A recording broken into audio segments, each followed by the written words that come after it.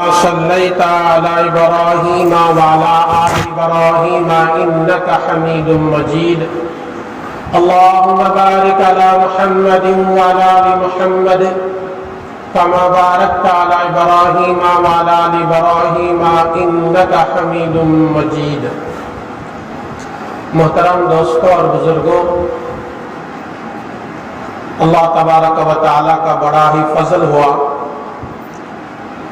اللہ تبارک و تعالیٰ نے ہم تمام کو دین کی بات کہنے اور سننے کے لیے جمعہ کی مبارک دن مبارک گھڑیوں میں اس کے گھر کو پہلے گھڑی میں حاضر ہونے کے اللہ نے توفیق دیا.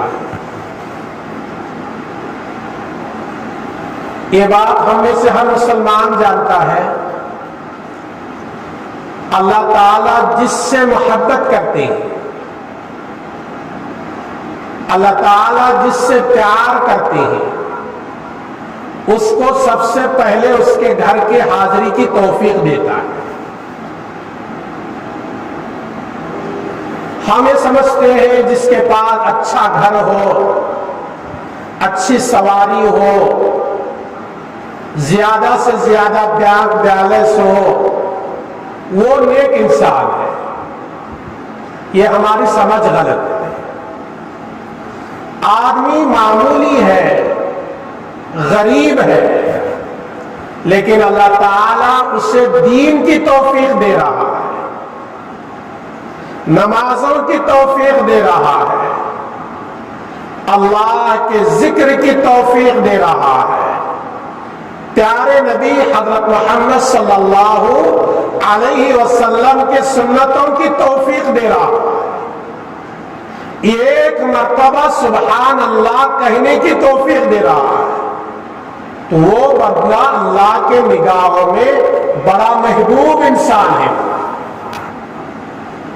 اس لیے میرے دوستو، انسان کی زندگی کا کوئی بھروسہ نہیں ہے، کوئی بھروسہ نہیں ہے. اللہ تبارک و تعالی جب انسان کو پیدا کرتا ہے وہ لکھ دیتا ہے اتنے سال، اتنے مہینے، اتنے گھنٹے، اتنے گھڑی، اتنے سیکنڈ یہ دنیا میں رہے گا، پھر میرے پاس آ جائے گا.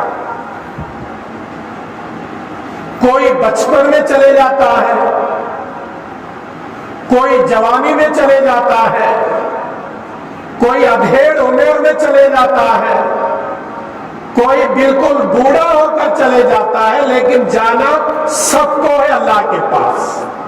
اس لیے قرآن مجید آپ اٹھاؤ، قرآن مجید کا 19واں پارہ سورہ مومنون کے آخری آیتوں میں اللہ تعالیٰ کہہ رہا ہے اَفَحَسِبْتُمْ أَنَّمَا خَلَقْنَاكُمْ عَبَثًا وَأَنَّكُمْ إِلَيْنَا لَا تُرْجَعُونَ.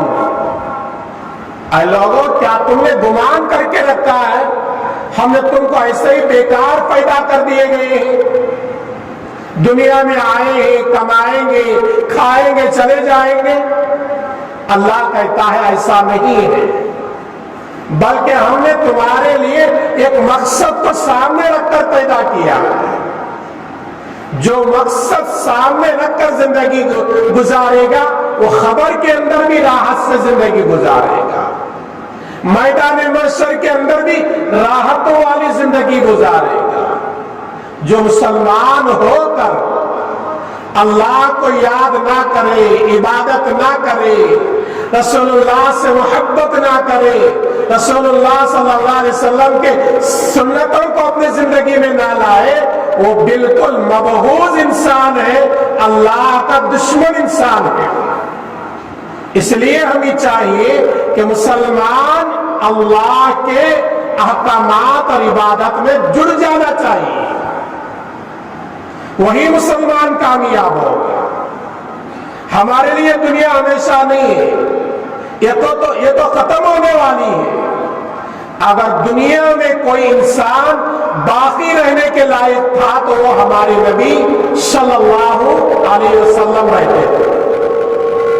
پھر بھی پیارے آقا صلی اللہ علیہ وسلم جب دنیا میں نہیں رہے تو تو ہمارا اور آپ کا کوئی حساب نہیں ہے۔ ہمارے نبی صلی اللہ علیہ وسلم کے اخلاق بڑے پیارے ہیں، ایسے اخلاق ہم لوگ اپنانا۔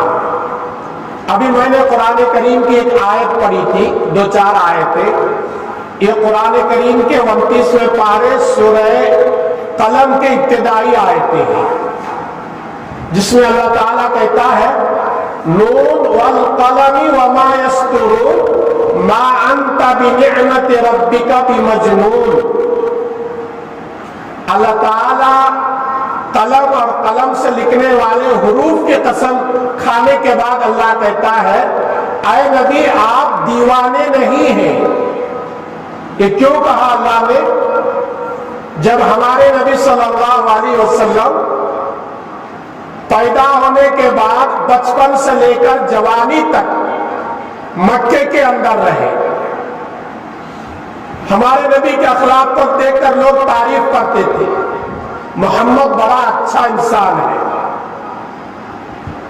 جب 40 سال مکمل ہوئے تو ہمارے نبی کو اللہ نے نبی بنایا تو لوگ بگڑ گئے کہ دنیا کا دستور ہے، جو بھی اچھائی کا قدم بڑھاتا ہے ہمارے اپنے پہلے مخالف ہوتے ہیں۔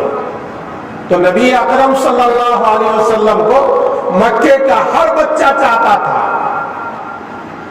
غریب مالدار ہر آدمی محمد صلی اللہ علیہ وسلم کو اتنا پیار کرتے تھے، محمد نام سے پکارنا بے ادبی سمجھتے تھے، کہتے تھے دیکھو صادق جا رہا ہے، سچا جا رہا ہے، امین یعنی امانت والا جا رہا ہے، امانت دار جا رہا ہے۔ جب ہمارے نبی کو اللہ نے 40 سال کی عمر میں نبی بنایا تو لوگ بگڑ گئے، یہاں تک کہ ہمارے نبی کو کہنے لگے دیوانہ ہے۔ تو اللہ تعالیٰ کہتا وَإِنَّكَ لَعَلَىٰ خُلُقٍ عَظِيمٍ، اے نبی آپ دیوانے نہیں ہیں، آپ پاگل نہیں ہیں، آپ کے اخلاق بڑے اچھے ہیں۔ تو مسلمان کو اخلاق والا بننا چاہیے۔ آدمی نمازی ہے، اخلاق اچھے نہیں تو فائدہ نہیں۔ آدمی حج پر حج کر رہا ہے، اخلاق اچھے نہیں تو فائدہ نہیں۔ آدمی اللہ کے راستے میں مال خرچ کر رہا ہے، اخلاق اچھے نہیں تو فائدہ نہیں۔ آدمی مسجد کا امام بنا ہوا ہے، اخلاق اچھے نہیں تو فائدہ نہیں۔ آدمی مسجد کا ذمہ دار بنا ہوا ہے، اخلاق اچھے نہیں تو فائدہ نہیں۔ آدمی گاؤں کا ذمہ دار بنا ہوا ہے، اخلاق اچھے نہیں تو فائدہ نہیں۔ اس لیے کہ اللہ کے نبی صلی اللہ علیہ وسلم فرماتے ہیں بُعِثْتُ لِأُتَمِّمَ مَكَارِمَ الْأَخْلَاقِ، اللہ نے مجھے نبی بنا کر بھیجا ہے، اخلاق کو مکمل کرنے والا بنا کر بھیجا ہے۔ ہمارے نبی کے اخلاق ہمارے اندر آنا، جب ہی ہم صحیح مسلمان ہوں گے۔ کوئی گالی ایک دیا تو 2 دینے والا وہ اخلاق والا نہیں، ایک مارنے والے کو ہم 2 مارنے والے اخلاق والے نہیں۔ نبی کو مکے کی گلیوں میں کیا کہا گیا؟ دیوانہ کہا گیا، پتھروں سے مارا گیا۔ جب میرے نبی طائف کو گئے، مکہ چھوڑ کر طائف کو گئے، تو طائف والوں نے میرے نبی کا استقبال نہیں کیے، پتھروں کی بوجھار کر دیے۔ میرے نبی کو اتنے پتھر سے مارے گئے کہ میرے نبی جو پیر میں چمڑے کے ساکس پہنے تھے وہ پورے بدن کا خون آ کر وہ ساکس میں جم گیا، وہ چمڑے کے جوتے میں جم گیا۔ خون سے بہتے ہوئے میرے نبی اپنی بیٹی فاطمہ کے گھر آئے۔ بیٹی فاطمہ روتے ہوئے پوچھنے لگی ابا جان کہاں گئے تھے، یہ آپ کو کس نے مارا ہے؟ میرے نبی کہنے لگے بیٹی فاطمہ مکے والے دین کی بات نہیں سن رہے تھے، اس لیے میں طائف گیا تاکہ وہاں کے لوگ دین کی بات سنیں، نیک انسان بن جائے، جہنم سے جانے سے بچنے سے بچ کر جنت میں جانے والے بن جائے۔ لیکن طائف والوں نے مجھے اتنا مارا ہے میرے بدن سے خون جاری ہو گیا۔ بیٹی فاطمہ روتے ہوئے میرے نبی کے جوتے نکالنے لگی تو خون کی چکناہٹ کے بنا پر میرے نبی کے جوتے پیر سے چمٹ کر بیٹھ گئے تھے۔ یہ ہمارے نبی کے اخلاق۔ جب طائف سے مار کھا کر آ رہے تھے، بڑے بڑے دو فرشتے آئے، کہنے لگے آئے پیارے محمد، اگر آپ حکم دے کہ طائف دو پہاڑوں کے درمیان چھوٹی سی بستی ہے، ہم دونوں پہاڑوں کو جما کر طائف والوں کو مار ڈالیں گے، تو ہم لوگ ہوتے تو کیا کہتے؟ بہت خوش ہو جاتے، میرے دشمنوں پر حملہ کر دو، مار دو، مجھے خوشی ہوگی۔ لیکن نبی صلی اللہ علیہ وسلم نے فرمایا میں رحمت للعالمین بنا کر بھیجا گیا ہوں کہ طائف والے ایمان نہ لائے تو کیا ہوا؟ آئندہ ان کی نسل ایمان لائے گی، اس لیے طائف والوں پر عذاب نہ بھیجنا۔ ایسے اخلاق ہمارے اندر ہونا۔ آج کیا ہے مسلمانوں کے اخلاق؟ اتنے گرے ہوئے ہیں، اتنے برے اخلاق ہیں ہمارے، ایک گالی دیے تو ہم 4 گالی تیار کر کے رکھتے ہیں۔ ایک آدمی ہمارے سے دشمنی کیا تو ہم دشمنی کو آگے بڑھاتے ہیں۔ نہیں، دشمنی کرنے والے سے گلے لگانا اسلام سکھاتا ہے۔ میرے نبی نے فرمایا سلمن قطعک واعف عمن ظلمک، جو تجھ پر ظلم کرتا اسے معاف کر دے، جو تجھ سے رشتہ کو توڑتا ہے اس کے رشتے کو جوڑنے کی فکر کر۔ یہ مسلمان کے اخلاق ہے۔ جب ہمارے اخلاق بگڑ گئے ہیں نا تو ہماری عبادتیں قبول نہیں ہوتی۔ حضرت مولانا پیر ذوالفقار نقشبندی اس زمانے کے بہت بڑے اللہ کے ولی ہیں، بہت بڑے عالم مفسر محدث ہیں۔ انہوں نے ایک جگہ لکھا ہے جب مسلمان کے اخلاق بگڑ جاتے ہیں اس کی کوئی عبادت اللہ قبول نہیں کرتا۔ ہم کتنے ہی نمازیں پڑھیں، کتنے ہی ذکر کریں، کتنے ہی مسجدیں بنائیں، کتنے ہی خیر و خیرات کریں، لیکن ہمارے اخلاق بگڑ گئے ہیں تو ہماری عبادت اللہ قبول نہیں کرتا۔ ہمارے اخلاق کو درست کر لو۔ ہم آپس میں دشمنیوں کو بانٹنا نہیں، ہمارے نبی دوستی بانٹنے کے لیے آئے تھے۔ ایسا معاملہ ہمارا ہوا تو مسلمان کامیاب ہوتے ہیں۔ میرے نبی کے بارے میں حدیث میں ایک واقعہ ہے، بڑا پیارا واقعہ۔ ابن ماجہ ایک حدیث کی کتاب ہے، اس کے اندر یہ واقعہ لکھا ہوا ہے۔ نبی صلی اللہ علیہ وسلم کے زمانے میں ایک یتیم بچہ جس کے باپ کا انتقال ہو چکا تھا، ماں بہت غریب ہے،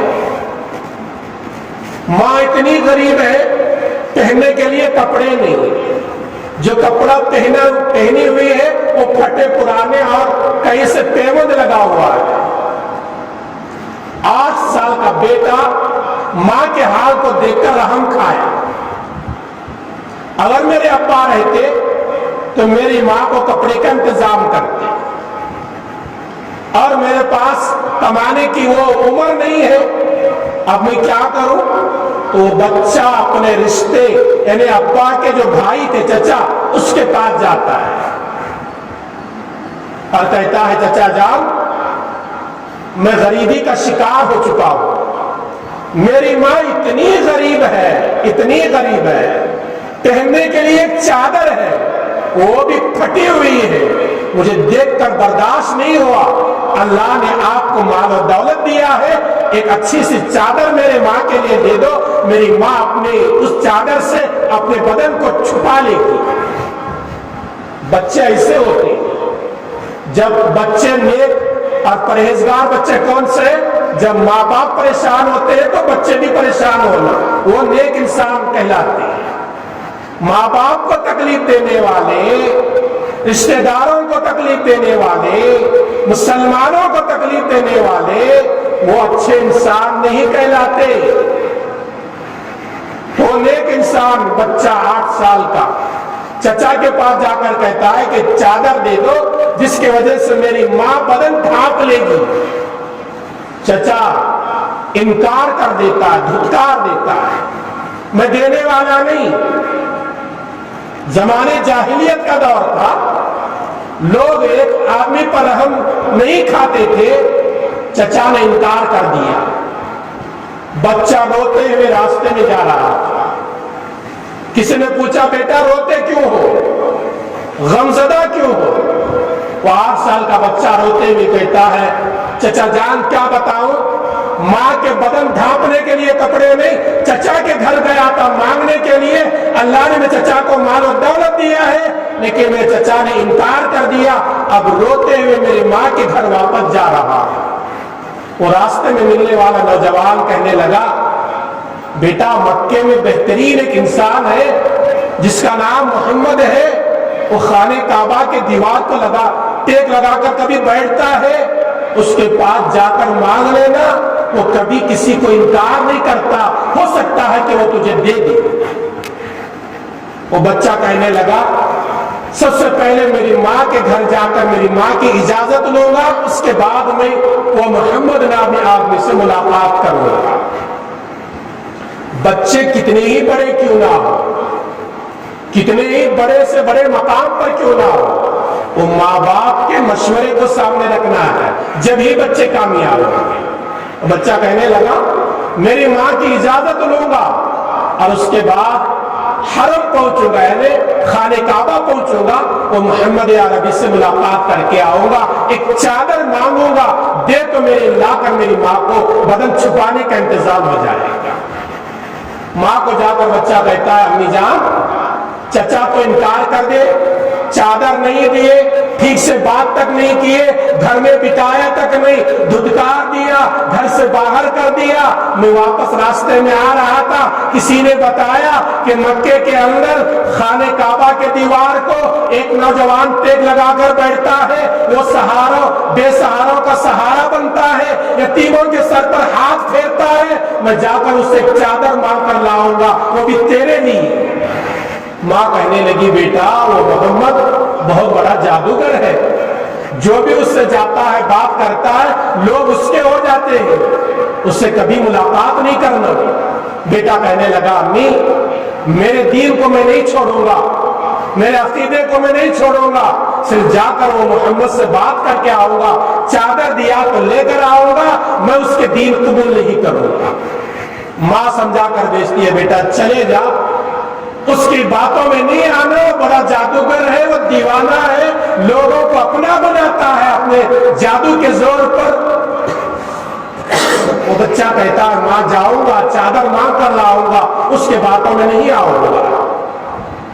وہ بچہ آج جہاں خانہ کعبہ ہے اسی جگہ پیارے نبی دوپہر کے دھوپ میں دیوار کو آرام لگا کر ٹیک لگا کر آرام کر رہے تھے۔ وہ بچہ آتا ہے اور آواز لگاتا ہے چچا محمد میں آپ سے ایک بھیک مانگنے کے لیے آیا ہوں، میں مکے کے اندر بہت سارے لوگوں سے آپ کی تعریف سنی ہے، آپ اخلاق والے ہیں، میری ماں کو ایک چادر کی ضرورت ہے، آپ چادر دے دیتے ہو تو میری ماں کا بدن ڈھک جائے گا اور میرے دل کو خوشی ہوگی۔ کیا آپ چادر دو گے؟ لیکن چادر مانگنے سے پہلے میں یہ کہتا ہوں میں تمہارا دین قبول کرنے والا نہیں، میں تمہارا کلمہ پڑھنے والا نہیں، میں تمہارے گھر آنے والا نہیں، تمہارے اسلام میں داخل ہونے والا نہیں، اگر یہ منظور ہو تو چادر دو ورنہ واپس چلے جاؤں گا۔ نبی اکرم صلی اللہ علیہ وسلم مسکرائے اور اس بچے کو دیکھ کر کہنے لگے دل میں کتنا چالاک بچہ ہے، اپنے دین کو چھوڑنے کے لیے تیار نہیں، چادر مانگنے کے لیے آیا ہے اور چادر بھی عزت پر مانگ رہا ہے۔ اگر اسلام قبول کرنے کی دعوت دو گے میں تمہارا اسلام قبول نہیں کروں گا، چادر دینا ہو تو دے لو ورنہ واپس کر دو۔ حضور اکرم صلی اللہ علیہ وسلم کے اخلاق دیکھو، نبی صلی اللہ علیہ وسلم نے یہ نہیں دیکھا یہ مانگنے والا میرا اپنا رشتہ دار ہے یا غیر ہے، یہ مانگنے والا مسلمان ہے یا غیر ہے، یہ نہیں دیکھے میرے نبی۔ فرمایا کہ جو چادر میرے نبی اوڑے ہوئے تھے وہ چادر اٹھا کر بچے کے حوالے کر دیا اور کہنے لگے بیٹا جاؤ، یہ چادر تمہارے بدن تمہارے ماں کے بدن ڈھکنے کے کام آئے گی، یہ لے کر جاؤ۔ یہ چادر لے کر وہ بچہ آتا ہے، ماں پوچھتی ہے کہیں تو محمد جو جادوگر ہے اس کے اخلاق کو دیکھ کر کبھی اس کے اسلام میں تو داخل ہونے کا ارادہ نہیں کیا؟ تو بیٹا کہنے لگا اے امی جان کیا بات کرتے ہو، وہ اتنے اخلاق کے مالک ہیں، مجھے دیکھ کر مسکرایا میرے سر پر ہاتھ پھیرا، میرے لیے دعائیں دی اور اپنی پہنی ہوئی چادر اٹھا کر تمہارے لیے دیے ہیں۔ بہت اچھے اخلاق والے ہیں، اس سے محبت کرنا چاہیے۔ وہ بچے کی بات سن کر وہ ماں بھی تیار ہو جاتی ہے، چلو وہ کون محمد جس کے بارے میں لوگ دور دور سے کہتے ہیں وہ جادوگر ہے، وہ دیوانہ ہے، وہ پاگل ہے، وہ برا انسان ہے، ہم اس سے ملاقات کرنے کے لیے آئیں گے۔ بچے کے ساتھ میں چادر لے کر وہ ماں بھی آتی ہے، محمد عربی صلی اللہ علیہ وسلم سے آ کر ملاقات کر کے اسلام قبول کر لیتی ہے۔ یہ ہمارے نبی کے اخلاق ہے۔ ایسے اخلاق ہمارے اندر آ جانا جب ہی ہم مسلمان کامیاب ہوتے ہیں۔ ہمارے اخلاق بگڑ گئے تو ہماری جتنی بھی عبادت ہو، روزہ، زکات ہو، یہ سب پان میں مل جاتے ہیں۔ اس لیے اچھے اخلاق پیدا کرو۔ اخلاق والا ہی اللہ کا محبوب ہے۔ جو اللہ کا محبوب ہوگا وہ نبی کا محبوب ہوگا۔ جو نبی کا محبوب ہوگا، خدا کی قسم اس کی خبر کی زندگی بھی آرام، خبر کی زندگی بھی آرام۔ ہم نے خبر کو کیا سوچا ہے؟ ایک معمولی گڑھا نہیں۔ جب حدیثیں پڑھتے ہیں نا ہم تو رونا آتا ہے۔ آقا نے فرمایا صلی اللہ علیہ وسلم، خبر آخرت کی منزلوں میں پہلی منزل ہے۔ خبر کے اندر کامیاب ہو گئے تو سب کامیاب، خبر کے اندر ناکام ہو گئے تو قیامت تک، میدان محشر تک، فیصلے حساب کتاب ہونے تک ہمیشہ ناکام ہو جاتا ہے۔ خبر میں کامیاب ہونا تو عبادت کے ساتھ ساتھ ہمارے اچھے اخلاق ہونا۔ ہمارا خبر کیسا دکھ رہا ہے؟ بالکل ایک چھوٹا سا کھڈا ہے، اس سے رشتہ دار جا کر دفن کر کے آ جاتے ہیں۔ لیکن نبی صلی اللہ علیہ وسلم کے احادیث بتاتے ہیں وہ خبر جو ہے نیک انسانوں کے لیے جنت کا باغ بن جاتی ہے، جنت کا باغ بن جاتی ہے، برے انسانوں کے لیے جہنم کا ایندھن بن جاتی ہے۔ وہ خبر میں جہنم کی آگ بھی جلائی جاتی ہے اگر انسان برا ہے تو۔ اور انسان اچھے عمل کر کے گیا وہ خبر میں جنت کی ہوائیں بھی آتی ہیں۔ ایسے خبر کی تیاری یہ دنیا میں کر کے ہم لوگ جانا ہے۔ خبر کی تیاری کرے بغیر چلے گئے، ایسے ہی زندگی گزار کے چلے گئے، غیروں کی طرح کھائے کمائے جو کچھ کر لیے چلے گئے تو قبر کے اندر پچھتانا پڑتا ہے۔ اور مسلمان کی زندگی دنیا تک محدود نہیں، یہ تو چند دنوں کے لیے اللہ نے بھیجا ہے۔ ہماری جو اصل زندگی ہے وہ آخرت کی زندگی ہے۔ وہاں کامیاب ہو گئے تو سب کامیاب، وہاں ناکام ہو گئے تو ہمیشہ کے لیے ناکام ہو جاتے ہیں۔ ہم بار بار علماء کے بیانات سنتے ہیں، جہنم کے آگ سے بچنے کے اعمال کرو۔ جہنم کے آگ کو ہم نے کیا سمجھا ہے؟ نبی صلی اللہ علیہ وسلم کی ایک حدیث ہے، جہنم کے دیوار میں اتنا سوراخ کرو جتنا سوئی کا ناکا رہتا ہے۔ سوئی ہم دیکھتے ہیں کپڑے سینے والی، اس کے اندر دھاگا پرونے کے لیے جتنا سوراخ رہتا ہے اتنا سوراخ جہنم کے دیوار میں کسی بھی حصے میں کر دو تو اس کی گرمی سے پوری دنیا کی مخلوق جل کر راکھ ہو جاتی ہے۔ کتنا حصہ؟ ایک آدمی داخل ہونے والا اتنا حصہ نہیں، سوئی کے ناکے کے برابر جہنم کے پوری دیواروں میں سے کسی بھی حصے میں اتنا سوراخ کرے تو پیارے نبی فرماتے ہیں وہ اتنے سوراخ سے اتنی گرمی آتی ہے پوری دنیا کی مخلوق جل کر ختم ہو جاتی ہے۔ ہمیں کیا سمجھیں یہ حافظہ عالمہ یہ قرآن جہنم میں ڈرانے بلکہ نہیں، یہ حقیقت ہے۔ آدمی کو جہنم سے بچنے کے اعمال کر کے جانا۔ اس لیے اللہ کے نبی صلی اللہ علیہ وسلم نے فرمایا یہ کھجور کے بیج کے مانند بھی صدقہ کر کے جہنم کے آگ کو بجھاؤ۔ یعنی آدمی کے پاس دینے کی طاقت نہیں، مسجدوں کو، مدرسے کو، غریبوں کو، یتیموں کو دینے کی طاقت نہیں، تو نبی کیا بول رہے ہیں ایک کھجور کی بیج کے متعلق بھی تمہارے پاس کوئی اناج ہو اتنا اناج دے کر بھی جہنم کے آگ کو بجھاؤ۔ تو آدمی کو جہنم ہم نے مذاق سمجھ لیا. اللہ کے نبی صلی اللہ علیہ وسلم کے چاچا ابو طالب یہ نبی کو بہت ساتھ دیے تھے بچپن سے لے کر نبی کے جوانی تک بھی، لیکن ان کو ایمان کی توفیق نہیں ملی. وہ اللہ کی مرضی، اللہ ایمان جسے چاہتا ہے دیتا، جسے چاہتا نہیں دیتا، وہ اللہ کی مرضی ہے. ہمیں اس میں اشکال کوئی شکایت کرنے کا ہمیں حق نہیں ہے. نبی صلی اللہ علیہ وسلم کے چچا حضرت ابو طالب کا انتقال ہو رہا تھا. ہمارے نبی روتے ہوئے سرہانے بیٹھے تھے. سکرات کا عالم جو ہے وہ بہت خطرناک ہوتا ہے. ابو طالب سکرات کے عالم میں ہے، پیر کھینچ رہے ہیں، اپنے چہرے پر پانی مار رہے ہیں، چیخ رہے ہیں. سکرات کے عالم سے ہر آدمی کو گزرنا. ہمارے نبی کو سکرات ہوئی، تکلیف ہوئی، ہم لوگ اور آپ کس کھیت کے مول ہیں؟ کوئی حساب نہیں ہمارا. نبی صلی اللہ علیہ وسلم کو جب انتقال ہو رہا تھا، حضرت عائشہ بازو بیٹھے ہوئے تھے. نبی نے فرمایا عائشہ ٹھنڈے پانی کا پیالہ لا. نبی صلی اللہ علیہ وسلم کی بیوی، امت کی ماں حضرت عائشہ نے سوچا شاید میرے نبی کو پیاس لگی ہوگی.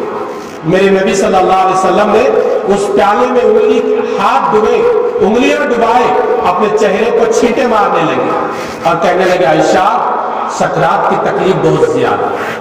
کون بول رہے ہیں؟ نبی، جن کے صدقے میں اللہ نے دنیا بنایا. نبی کے صدقے میں اللہ نے چاند بنایا، سورج بنایا، آسمان بنایا، زمین بنایا، جنت بنایا، جہنم بنایا. دنیا کے ہر مخلوق جو پیدا ہوئی ہے، ہمارا عقیدہ ہے وہ ہمارے نبی کے صدقے میں بنی ہے. اگر ہمارے نبی پیدا ہونا کرنا اللہ کا مقصد نہ ہوتا، اللہ یہ دنیا کو نہیں بناتا. ایسے نبی کو سکرات کی ایسی تکلیف ہو رہی ہے. ہمیں تھوڑی دیر غور کرنا، ہمیں سکرات سے بچنے کے لیے کیا کر کے جا رہے ہیں، کیا نہیں کر رہے. بلکہ بہرحال ابو طالب کو سکرات کے عالم میں ہے. نبی صلی اللہ علیہ وسلم کے سرہانے بیٹھے ہیں، رو رہے ہیں نبی سکرات کو دیکھ کر.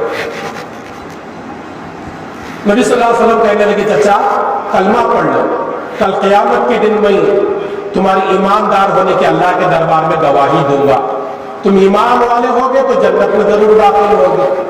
چچا ابو طالب کہنے لگے بھتیجے میں کلمہ پڑھ لیتا تھا، مکے والے تانا دیں گے، موت کے ڈر سے محمد عربی کا کلمہ پڑھا ہے، اس لیے بھی کلمہ نہیں پڑھتا. ابو طالب کے بارے میں اللہ کے نبی صلی اللہ علیہ وسلم فرماتے ہیں جہنم میں سب سے ہلکا ان کو عذاب ہوتا ہے. صحابہ پوچھے اللہ کے نبی ابو طالب کو ہلکا عذاب جہنم میں کیسا ہوتا ہے؟ تو نبی صلی اللہ علیہ وسلم نے فرمایا ابو طالب کے پیر میں جہنم کے آگ سے بنے ہوئے چپل پہنائے جائیں گے. جہنم میں ڈالا نہیں جائے گا، جہنم کے آگ سے بنے ہوئے چپل ابو طالب کو پہنائے جائیں گے. تو اس کی گرمی کی وجہ سے ابو طالب کے سر میں رہنے والا بھیجا پگھل کر ناک اور منہ سے آئے. اب اندازہ لگاؤ جہنم کے صرف جوتے پہنانے کا یہ عذاب بتایا جا رہا ہے. اگر خدا نہ خواستہ ہم دنیا میں ایسے ویسے زندگی گزار کر چلے گئے، آخرت کی تیاری نہیں کی، تو جہنم میں اگر خدا پھینک دیا تو ہمارا حال کیا ہوگا؟ اس لیے صرف مسلمان رمضان کے لیے پیدا نہیں کیا گیا. جیسے رمضان میں ہمارے مسجد آباد تھی، ہم عبادت کرتے تھے، رمضان کے بعد بھی ہم عبادت کے اندر لگے رہنا. ہاں کھیتی باڑی والے آگے پیچھے کبھی ہو گیا نماز میں تو نماز کو تو ادا کرنا ہی، لیکن کھیتی باڑی کا بہانہ وہاں نہیں چلتا، بیماری کا بہانہ وہاں نہیں چلتا، میں فلاں ذمہ دار تھا وہاں نہیں چلتا. حدیث میں ہے کوئی بڑا ذمہ دار تھا کیا نماز نہیں پڑھتا تھا، کہتا اللہ کے دربار میں کہے گا اللہ مجھے بہت ذمہ داری تھی اس لیے نماز نہیں پڑھا. اللہ سلیمان علیہ السلام کو بلائے گا، کہے گا دیکھو سلیمان تمہیں دنیا کا بادشاہ بنایا تھا، کبھی وہ نماز نہیں چھوڑے. اگر کوئی بیماری کا بہانہ بنا کر نماز چھوڑے گا تو اللہ حضرت ایوب علیہ السلام کو بلائے گا، دیکھو ایوب کو 18 سال بستر میں سویا، کیڑے اس کے بدن میں پڑ گئے تھے، کبھی مجھے یاد کرنا نہیں چھوڑا. تم لوگ بیماری کا بہانہ بنا کر بھی ہم لوگ نماز نہیں چھوڑ سکتے.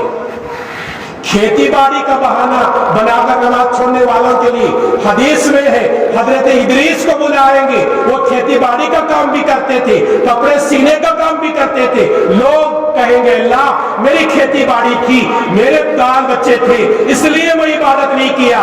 حضرت ادریس کو بلا کر لوگوں کو دربار میں اللہ کہیں گے دیکھو ادریس بھی کھیتی باڑی کرتے تھے لیکن میری نماز انہوں نے کبھی نہیں چھوڑی. تمہاری کھیتی باڑی کا بہانہ وہاں نہیں چلنے والا. اس لیے نمازوں کی پابندی کرو, حلال حرام کی تمیز کرنا چاہیے, اور پیارے آقا حضور اکرم صلی اللہ علیہ وسلم کے سنتوں سے محبت کرو.